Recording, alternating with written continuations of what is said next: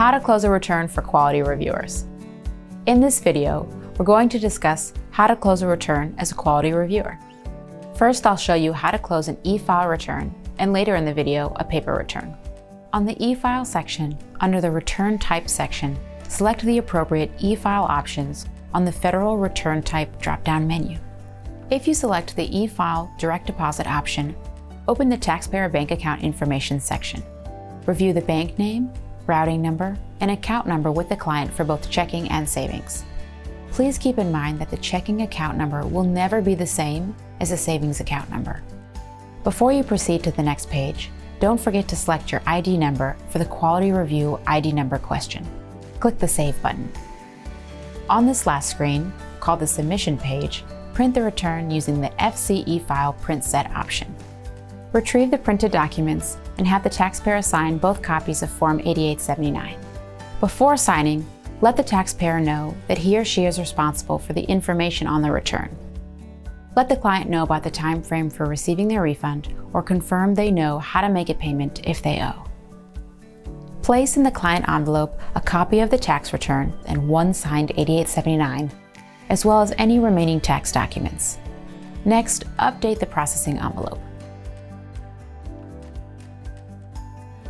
Make sure the Social Security number or ITIN of the primary taxpayer is written correctly on the envelope, and the certification level and other details are correct.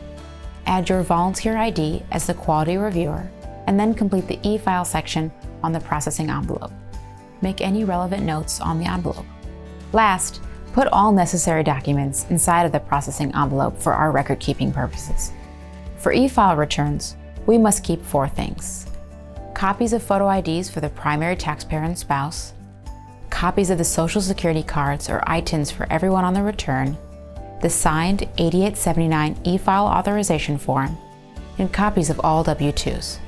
For our record-keeping purposes, we keep copies of all W-2s regardless of the withholding amount, and no copies of any other income form.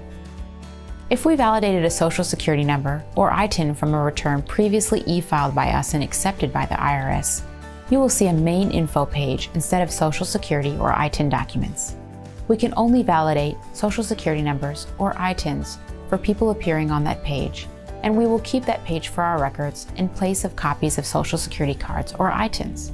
Keep in mind we still need copies of photo IDs for the primary and secondary taxpayers, regardless of whether they are returning clients. Now, finish closing the return. Click Yes next to the Is Complete box and click the Approved button toward the end of the page. Don't forget to do both of these steps. Then click to save and exit the return. If you need to add a note at this point, locate the return from the main menu using the Client Search option. From there, you can add a note without re-entering the return. At this point, you can let the client go and turn in the processing envelope. Don't forget to log out afterward. Now let's review how to finish up a paper return.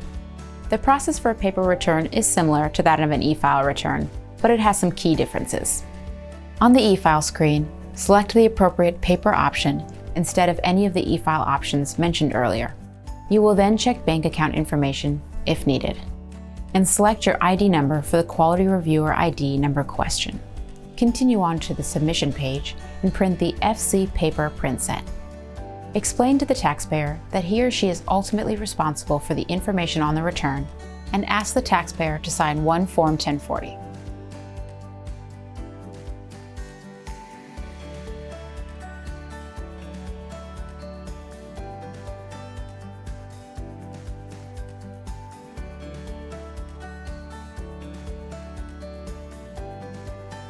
Fold up the return and place it in an envelope for the client. The mailing address will vary depending on whether the client is mailing only the tax return or is including a payment with the return, so check CTC Resources to verify the correct mailing address. Make sure the client knows that it is his or her responsibility to mail in the return and that we are not going to submit anything to the IRS. Then place the envelope with the return inside of the client envelope. We recommend writing "copy" at the top of the other printed return. Then place that second copy and all other documents inside the client envelope. Next, update the processing envelope. Make sure the Social Security number or ITIN of the primary taxpayer is written correctly on the envelope, and that the certification level and all other details are correct. Add your volunteer ID as a quality reviewer, and then complete the paper section of the processing envelope. Make sure you write a note indicating why it is a paper return. For a paper return, we usually do not keep anything inside the processing envelope. There are only a few forms we would ever place inside the envelope for a paper return, such as a spousal consent form or a copy of the power of attorney form. Now, finish closing the return. Click Yes next to the Is Complete box and click the Approved button toward the end of the page. Don't forget to do all of these steps. Then click to save and exit the return. Again, don't forget to add notes if needed. After all this is done, you can let the client go and turn in the processing envelope. But one more thing. Whether the return is e-file or paper, don't forget to provide feedback to the preparer if there were any mistakes or if there's anything you'd like that person to know. This can be in person or via the QR feedback form. This is an important part of our process to ensure we all have the opportunity to learn from our mistakes and become better preparers. In providing feedback now, you're saving yourself time later. Hey, I noticed you were reviewing the return I prepared. Do you have any notes for me? Yeah, thanks for checking in. I do have two things to mention. The first thing is that we were able to find a phone bill deduction for him at QR. So, Lyft drivers, they have to use their phone for work, right? So we just took the percentage of his phone bill usage dedicated to Lyft, and that's a deduction on his tax return. Oh, he didn't mention anything about that.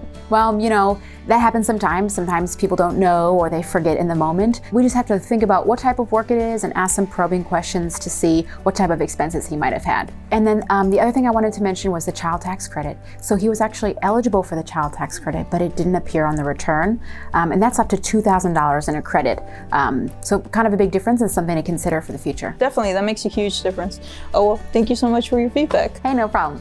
For information on the entire quality review process, check out our video, How to Conduct a Quality Review.